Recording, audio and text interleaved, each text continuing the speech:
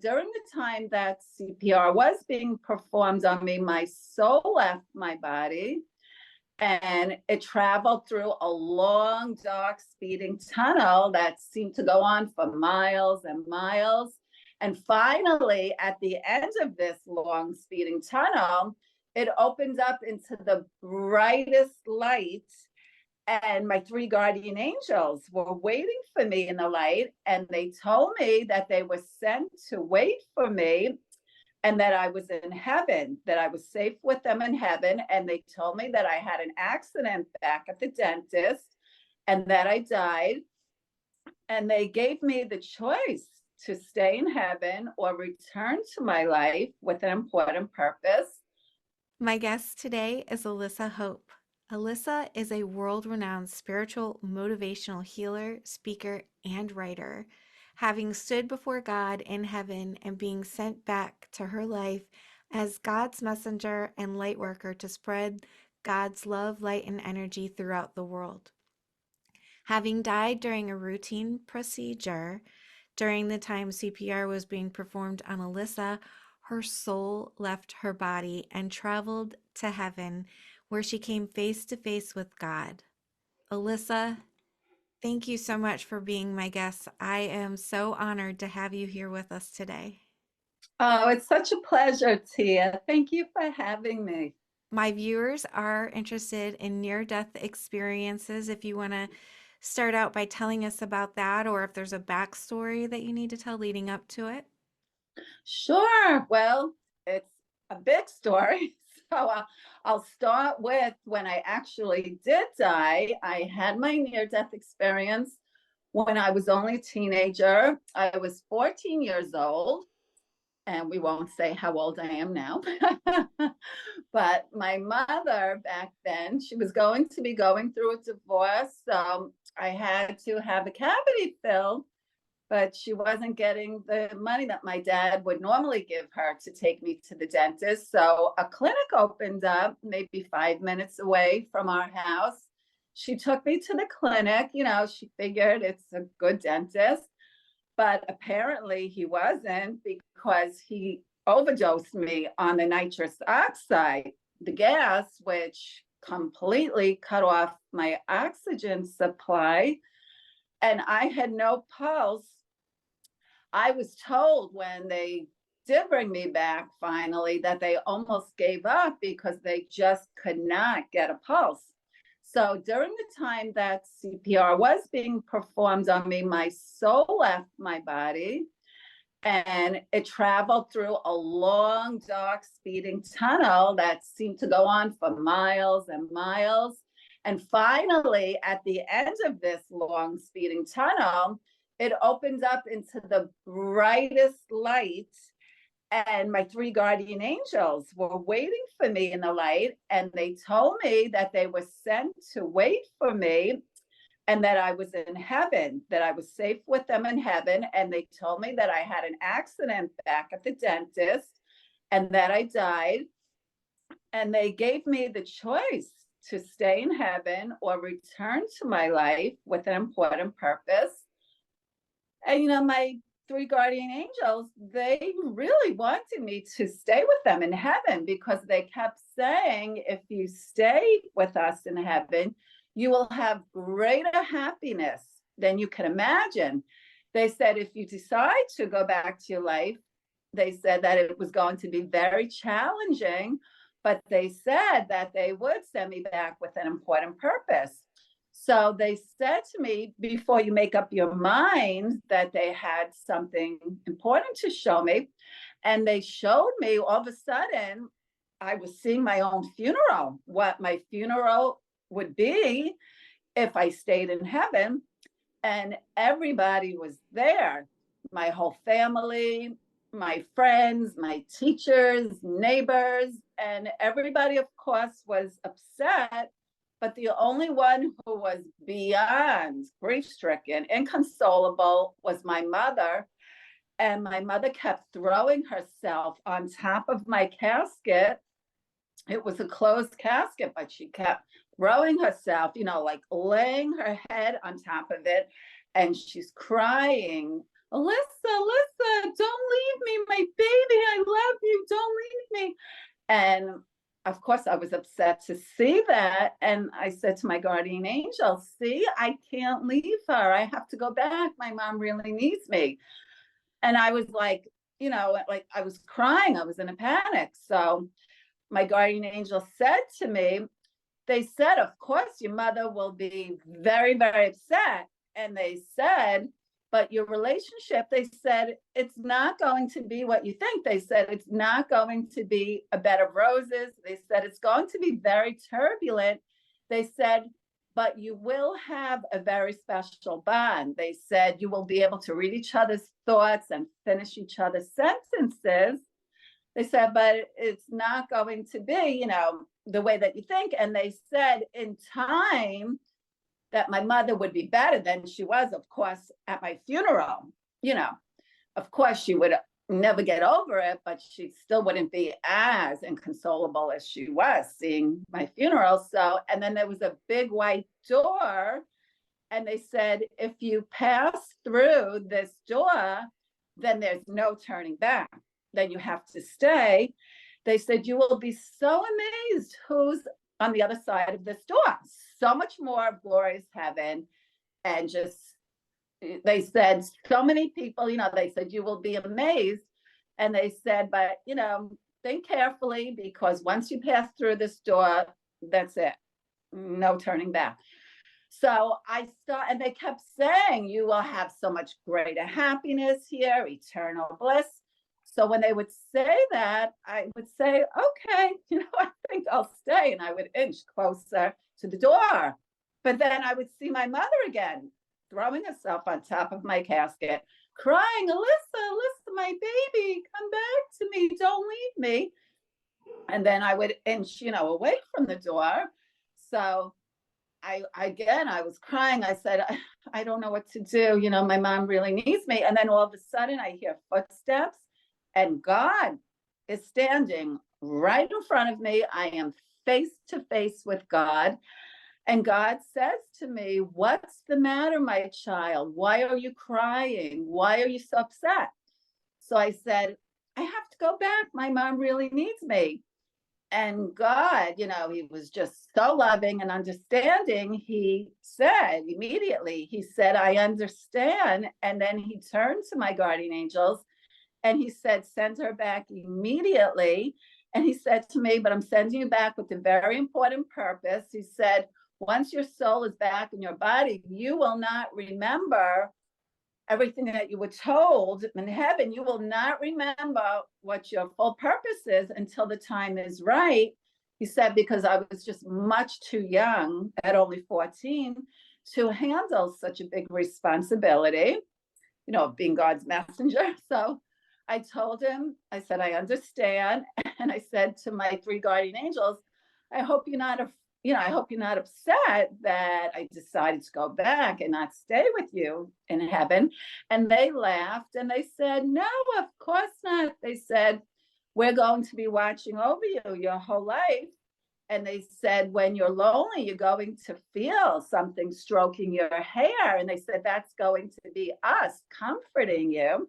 And they said, I'm going to live a long time, a long life back on earth, doing God's work, doing a very important, serving my purpose. And they said, we will be waiting for you again in the light when your time is, when your time to go back, to heaven again. So I told them I understood. And there's more that went on, which everybody, I can't reveal everything because there's just so much, but you'll read it all in my book, Hope from Heaven. And when my soul was going back through that long, dark, speeding tunnel, I actually, just before my soul was back in my body, I saw and heard everything going on back at the dental clinic. They were still performing, the hygienist was still doing CPR on me. And I felt the 3 thrusts on my chest and the breaths in my mouth. And the hygienist said, there's still no pulse. And the dentist, he was frantic. He was crying, screaming. He said, don't give up, don't give up. We have to get it back. We have to get it back. And he was screaming, oh God, I can't believe this. He said this never happened before. He was just frantic that, he just by accident killed a 14-year-old girl. So maybe 8 seconds later, I heard the hygienist say, there's a pulse now. And the dentist said, thank God. And I laughed to myself. I said, I just did thank God personally. And I said, I was like in a daze. I said, what just happened? I said, I was just in heaven. I said, I was with God in heaven. So the dentist said, I believe it. He said, you were gone. You had no pulse. You were gone. He was in tears. He said, do you forgive me? And I said, yes, because I knew it was an accident. And honestly, it was like the most incredible thing that had ever happened to me, in my short 14 years, just standing before God in heaven. He never actually finished filling the cavities. He said to my mom, who was waiting the whole time in the waiting room, and she had no idea, what went on, what just happened. He said to her, something went wrong with the nitrous oxide. I couldn't do her cavity. He said, take her home, and if she doesn't feel well, take her to the emergency room. And he said that to her because 3 years later on the news, my mother and I were watching the news together, and a 17-year-old girl in the Bronx, she died the same way, having a cavity filled at the dentist, and her too, she got too much nitrous oxide. She died. They revived her, but then when she went home, she was found dead in the morning.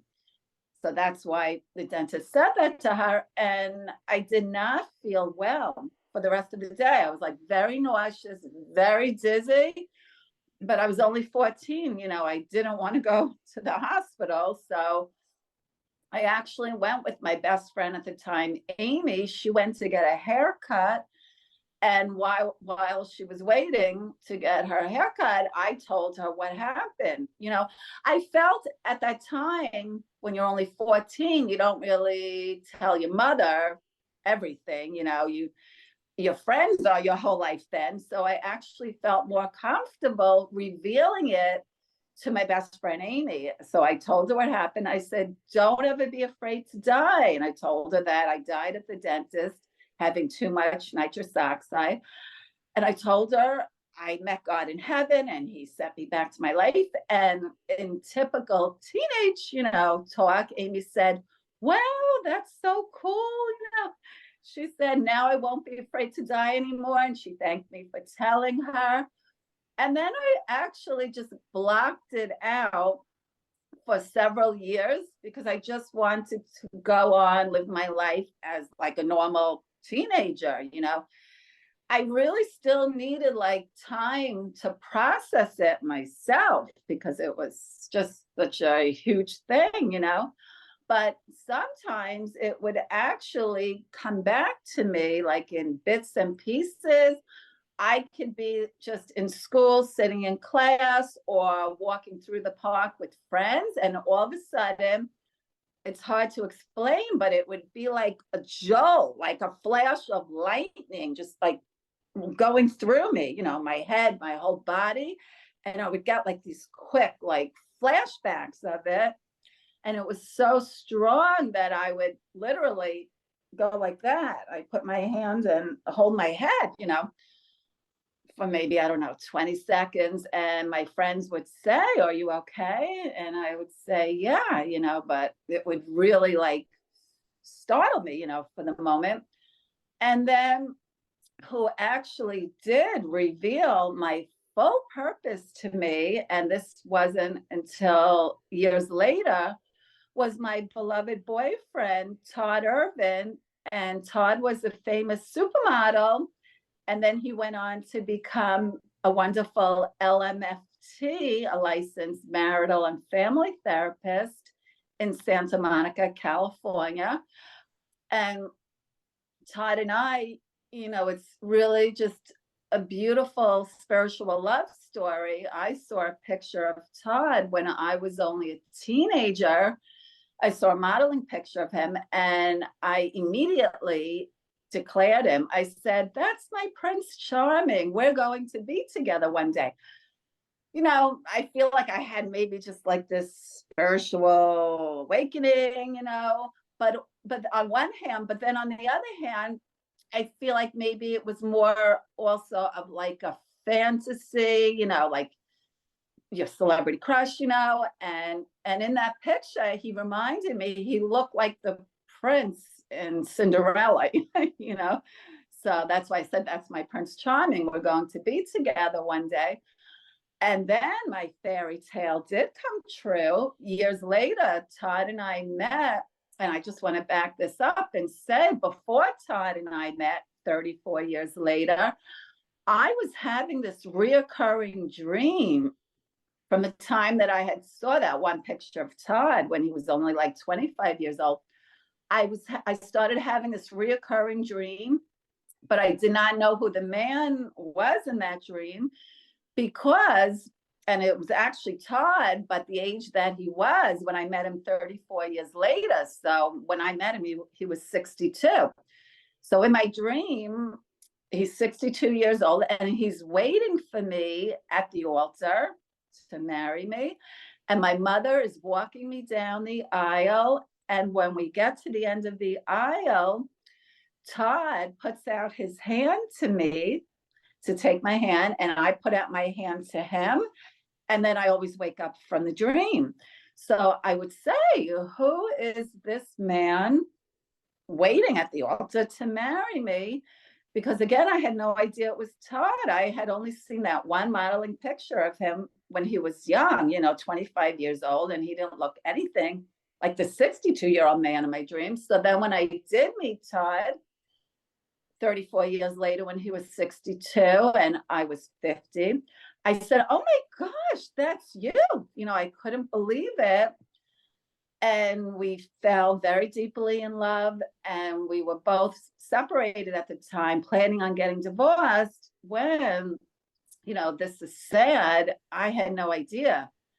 One night, Todd came to me in a visitation dream, and he held me and he told me he loves me and will always be with me. And I woke up and found out he died.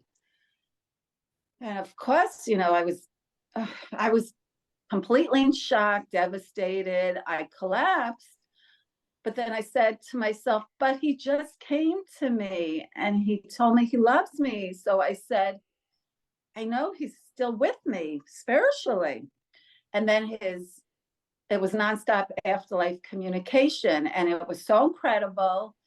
And what's so fascinating, on the morning of his memorial service was when Todd did reveal my full purpose of why I was sent back to my life. I woke up that morning, and when I looked out the window straight in front of me, and it's not like they was just sitting there waiting for me to wake up and see them right out the window right in front of me. They had been moving very, very slowly together, a pair of swans. And what's the odds of that? Just when I wake up and look out the window, that they're straight in front of me, slowly though, gently moving.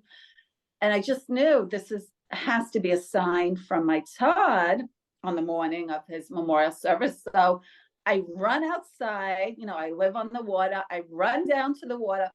My whole lawn was all wet. My house, I'm in my pajamas, my house slippers, they were all like squishing from the water, but I didn't care. So I'm going, wait, Todd. And then when I get down to, the water, I live on a cliff. So of course I didn't want to fall over it. But just when the swans, because they still were moving slowly, gently together, when they're almost out of my sight, and this is so beautiful that gives me chills when I think of it even now, they both of the swans, they turn towards me and their necks entwined and their bills touch, kissing. And I mean, it was just, when I tell people that in person, some people, they literally start to cry in front of me. It was so beautiful. And I knew that it was a spiritual message from Todd. So I run back in my house and I Google, what is the spiritual meaning of a pair of swans? And sure enough, it comes right up that a pair of swans are the twin flame spirit animal, and they represent the eternal love of oneness between two beings. So I said, oh gosh, Todd is letting me know that we are twin flames. And I then I had no idea what twin flames were, you know. I had never even heard of it. When Todd was alive, he would say we're kindred spirits. I would say we're soulmates. So I researched it a little, and twin flames are one soul that was split into two bodies and share the same consciousness. And they're sent here in their last lifetime when their soul is very advanced, and they're sent here as a light worker to raise the vibration of love and energy throughout the world. So I knew that that was my full purpose being revealed to me, that, you know, not only I'm God's messenger, but I'm also a light worker. And my purpose is to raise the vibration of love and energy throughout the world, to do spiritual healing. And that is also why I wrote my book, Hope from Heaven, because I said, how can I reach out and enlighten everybody all about that God truly does exist in heaven, having stood before myself, and also to comfort people that true love is endless. Your loved ones, you know, when you die, you leave your body physically behind, but spiritually, your soul is eternal.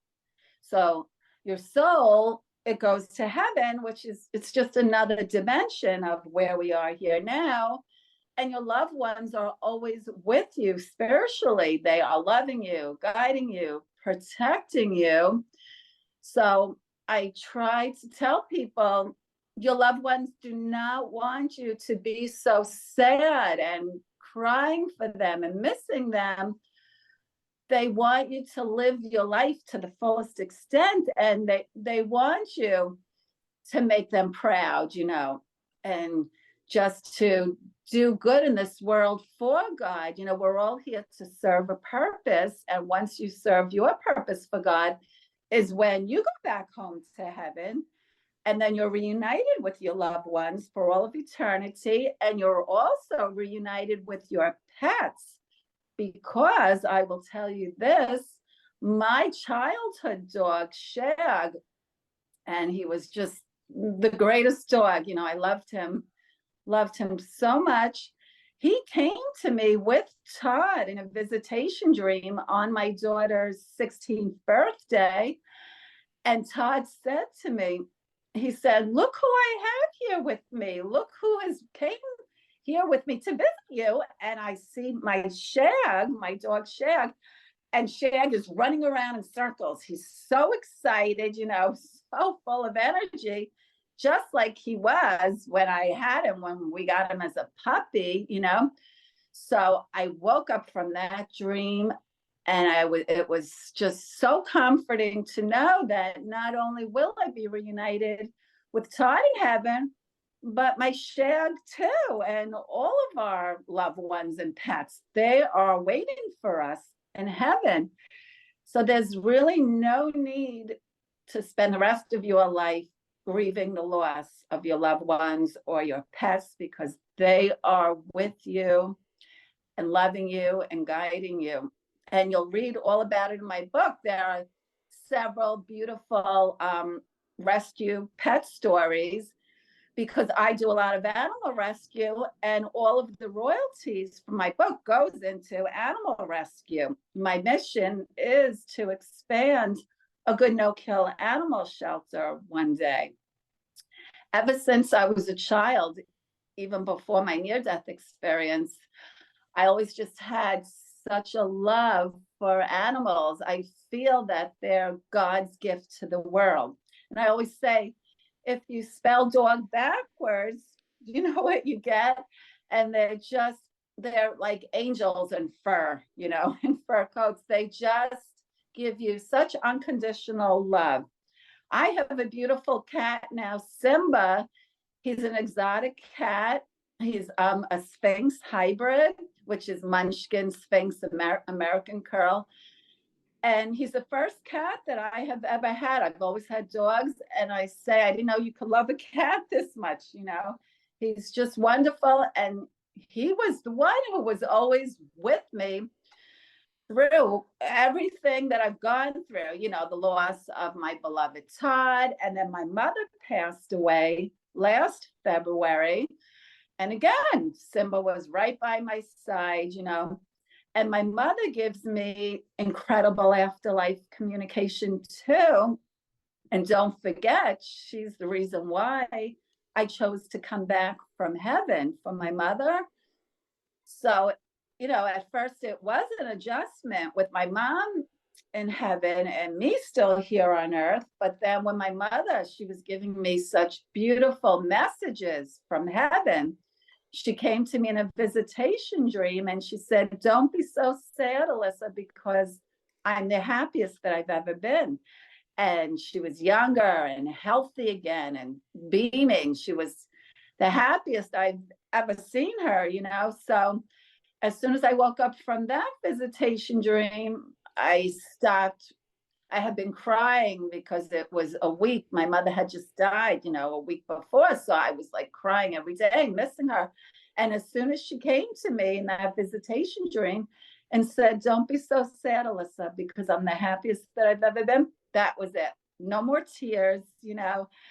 And lately she's been coming to me like several times a week, in visitation dreams, which I plan on writing a follow-up book because I still have so much more that I didn't get to put in this one. So I said, I'll just put it in the next one.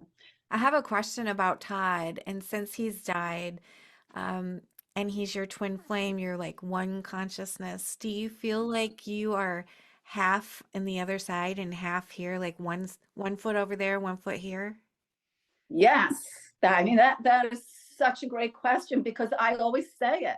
I say it to my family, to my good friends. I say that I part of me and a big part of me, I feel like I'm still in heaven. And it's so, so true because Todd, he comes to me all the time and I literally I see him, I feel him, I hear him. He tells me things. And once he even was showing me how he was so because he died 4 years ago. So he showed me how he was even moving deeper, into heaven. And it was just so cool to see him. Todd was a very intelligent man when he was physically here on earth. And he always was very analytical. He loved to analyze things. So in heaven, he was just showing me he was still, his spirit, his soul, he was still very even analyzing everything that was going on in heaven. He was still intrigued by all of his new what's going on for him in heaven. Your soul, it's still just very, you just go on to a higher consciousness in heaven. So I mean, I'm looking forward towards going back home to heaven permanently this time. I say, this is it for me. I'm not coming back again. So I better just serve my whole purpose now because, I look forward towards merging back as one soul with Todd in heaven, where we'll be together for eternity. And I have no reason to come back here again. Our loved ones send us signs you were talking about, and you receive a lot of signs from Todd and from your mother. You've been over there, so I think, or do you think that it's because you have already been there and there's kind of like a passageway open for you? I do think that from my near-death experience that I have that higher consciousness to heaven. So I did come back with a photographic memory, and I came back highly very intuitive. So I have dreams, visions, and premonitions that happen. And this is all from my near death experience, um, because I was not like this before I had my near death experience. I was definitely not as intuitive as I am now, and I have such a photographic memory. And I would like to tell people also that I feel that everybody can connect more with their loved ones in heaven spiritually. You have to be very open to it. So you have to clear all your negative energy, and you can't be grieving, because if you're grieving the loss of a loved one, it's harder for them to come through to you. So if you clear all of your negative energy, and if you get very relaxed and you meditate, and you have to speak to them, speak to them out loud in heaven and tell them to come to you in signs, even if they don't come to you, say in a dream, they could come to you in other ways. There's number signs. I always receive birds on messengers of spirit. So I receive a ton of bird signs, and you can see it on my YouTube channel at Alyssa Hope 4524 is my YouTube channel. And you'll see it's really incredible. In one video, it's called A Visit from My Deceased Twin Flame. Todd is visiting me as an angel. You'll see the little angel going from the grass into the water, and there's like 100 birds in a frenzy, just circling, flying all around Todd's energy, picking up on his angel energy. And it is so beautiful. And I was fortunate enough to capture that, on video. And there's a couple other videos that you will see. And then even on Todd's birthday, right after he passed away, his birthday, which was August 31st, so it was about half a year after he passed away, I was just thinking how I wish that Todd was still here physically to celebrate his birthday with him. And as soon as I thought that, I heard a bam, like a crash, and a huge belted kingfisher. It's a big, beautiful bird. It crashed into my window. Sadly, it died. But at the same time, I knew it was a very spiritual message from Todd. And I Googled it, and it said that a lot of times a loved one who passes away will come to you as a bird, same thing. It'll hit your window, it'll die. And it's a message from your loved one in heaven that they're still with you, always with you spiritually. So, and I've received so many more incredible signs like that. It's hard to tell all of that, in just one podcast, but that's why all of it, is in the book. And I'd love to hear from my readers. I answer every single, email and message that I get. So if anybody wants to message me, you can on my author website at alyssahope.com.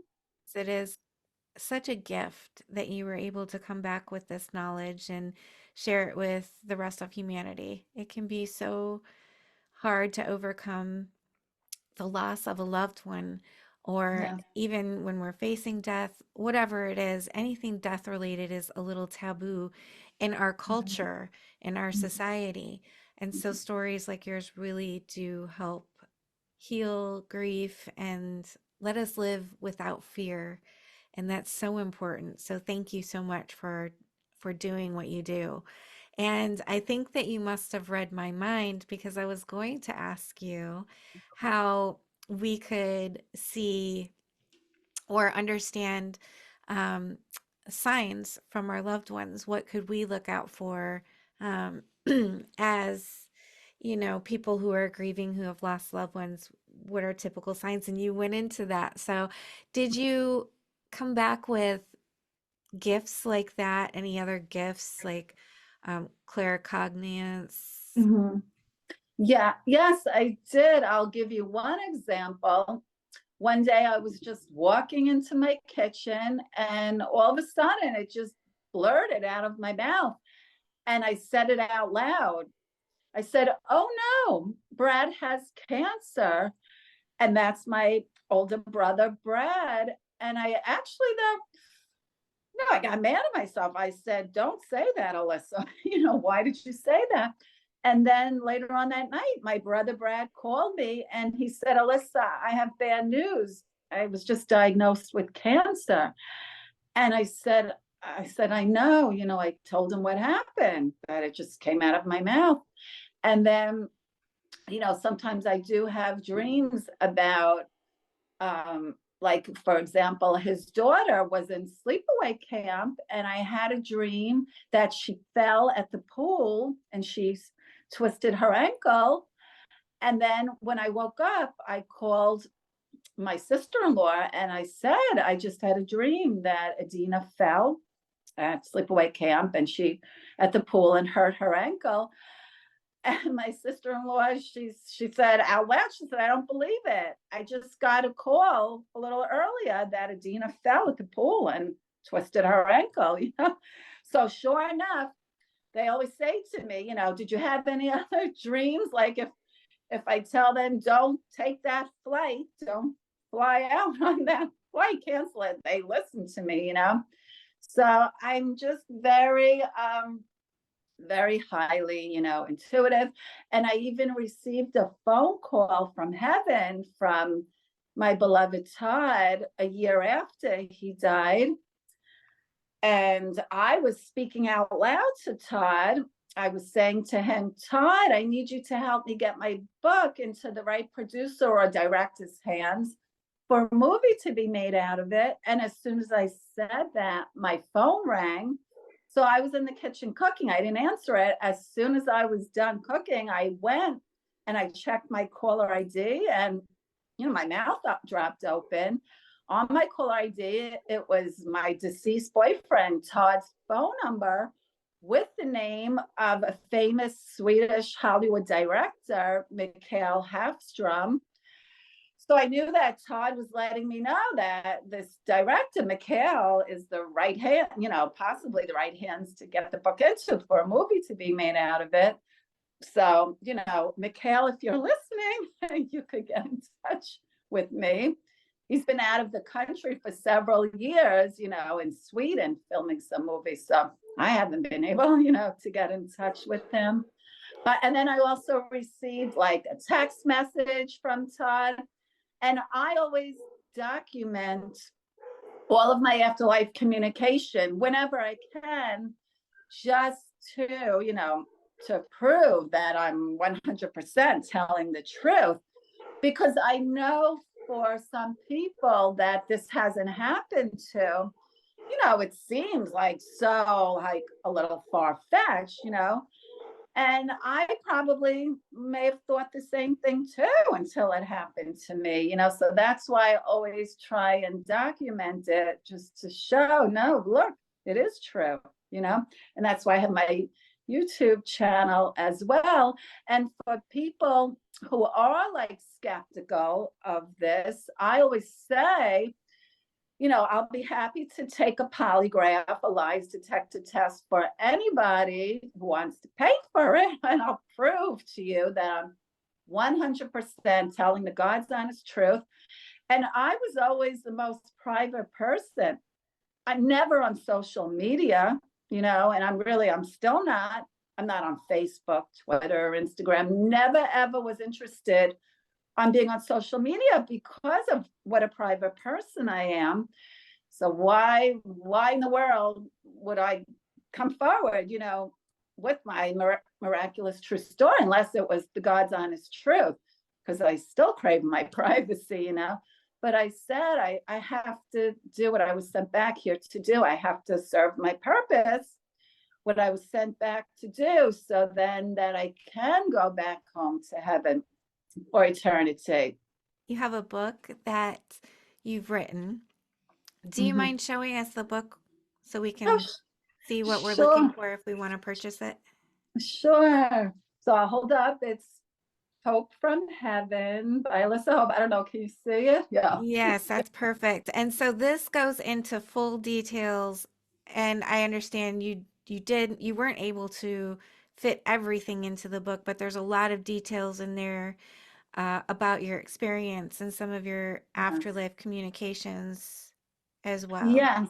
Yes. It's all about my near-death experience and everything that I experienced in heaven, and what I saw and what I was told, and everything about God, exactly what he looked like. He was in human form in heaven, and what I was told by him and shown by him. And then also, it also tells all about my beautiful, breathtakingly spiritual love story with Todd. And I mean, and because there's three parts to the book. So Todd is in the last part of the book, part three, Twin Flames, so it all just ties into everything basically, my whole spiritual journey. So a lot of people say that they can't put it down. They just read it in one sitting, because they're so fascinated by it. So, it makes me feel good to know that one life has breathed easier because of you. That is purpose. So it really and truly warms my heart and makes it was worth coming back here. Even though I have gone through a lot of challenging times in my life, it was worth it, just that I can make a difference and help others spiritually. You know, if I know that I can ease some of their, pain and suffering, then it really fulfills me. That's wonderful. Thank you for living your life in service to others. I feel a lot of near-death experiencers do come back and maybe even change careers, and they want to serve others. They want to be of use to others. They want to give back because they've learned so much in their short time on the other side. They've just been taught so much about love, and they come back with that oneness and that love. And Yes, that we're all one with the divine and the universe. And, for me, it is all about giving back. I am like, I don't even wear any makeup, as you can see, just a touch of lipstick, and that's absolutely it. And I'm just like so into living like a natural, healthy, holistic lifestyle now. And I'm a vegetarian because I'm such an animal lover, and well, so exercise is very important because it's very important to be healthy in body, mind, and spirit. And I'm just so spiritual that I'm just not into anything materialistic at all, Like, I'm not one of these people. I don't go get my nails done, my hair done. This is my natural color, and I'm aging gracefully, embracing the gray. but I mean, I feel that if you're happy from within, it's going to radiate like positivity on the outside. And I always say that beauty comes from within, and that's just so important. And I always try and do something kind for somebody else every single day. And I always say that to people, just even hold the door open for an elderly person, smile at somebody as you're walking by them, and you'll see they'll smile back at you, and I feel that what you put out into the universe will come back to you. And when you do something kind for somebody else, you'll experience good karma in return. It's all about really giving back. And this is an earth school. We're all here for spiritual growth. And a lot of people do say, why is there so much suffering in the world? And why did I have to go through something so hard, so painful? And the answer is it's all a part of your spiritual growth. It's the only way that you really will experience the most amount of your soul growing, because all that I have gone through, and trust me, I've gone through it all. I can't believe how I have grown so much tremendously spiritually. And I know it would not have happened if I didn't go through all of my obstacles. And I just, you always have to trust in God's will, no matter what. Even in your darkest hour, there is light, always. I reach out to mothers who have lost children tragically, and you'll read it in my book. This one mother, she lost her parents and all of her children in a horrible house fire. It was on Christmas Eve. And I mean, you can't imagine, what this poor woman went through. And so I reached out to her, and, I'll never forget. She wasn't mad at God, as some other people have said to me. This one other woman lost one daughter, and she said, I don't believe in God anymore. She's like, I just don't believe in him anymore. And I said, no, you have to. It's in your darkest hour that you need to pray to him the most. And that other woman who lost her parents and all of her children in the horrible house fire, she actually thanked God for just blessing her with her children for however many years that she was blessed with them for. And I just thought, that was so just beautiful, that you can't turn your back on God. It's in your darkest hour that you need to pray to him, because he listens to all of your prayers. Somebody just told me the other day, he said to me that his son had a terrible illness, a disease, and then he went to church and he prayed to God, and he really and truly felt that he connected with God. And then he said a couple months later, his son was cured completely. And he really does, attribute that to when he went to church, and he really and truly, he said, I felt God listening to me. I connected with him. And I said, yes, that is what it's all about. God hears every single prayer. He's listening. Trust me. I know that, for a fact. It's comforting to know that God is all knowing, all aware, taking care of us, that we're not here on our own, that our loved ones are not missing, they're not gone. They still exist and they're happy, and we will be reunited with them again someday. Exactly. Yes. That's really, that sums it all up. And true love never dies. It is endless. Do you have any last words of wisdom for my viewers? I think basically just what I said, that God truly does exist in heaven, and we're all of God's children, and we're all one with the divine and the universe, which is why we're really like all one with each other.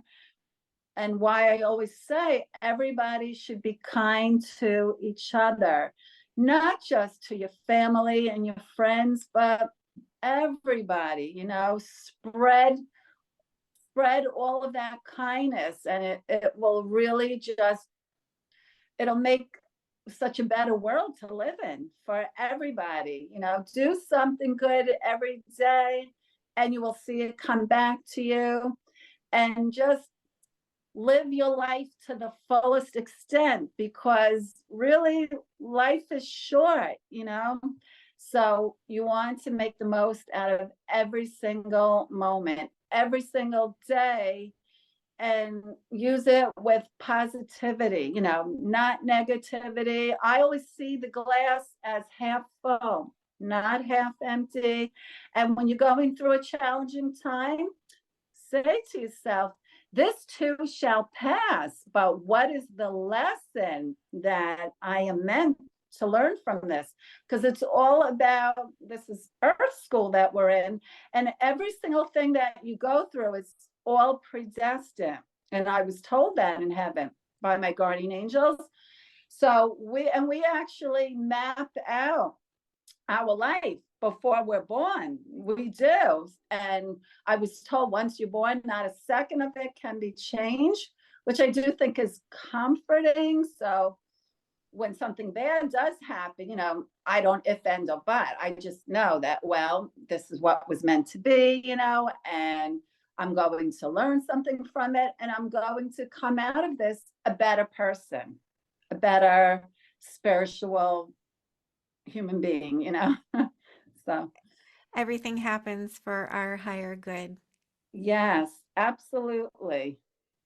Well, thank you so much, Alyssa, for being my guest today. It's been Uh, wonderful to speak with you and to learn more about your experiences. And you have just a beautiful philosophy on life. I appreciate your time. Thank you, Tia. It was so a pleasure to be with you. God bless you and all of your viewers. Thank you. God bless Thank you. you.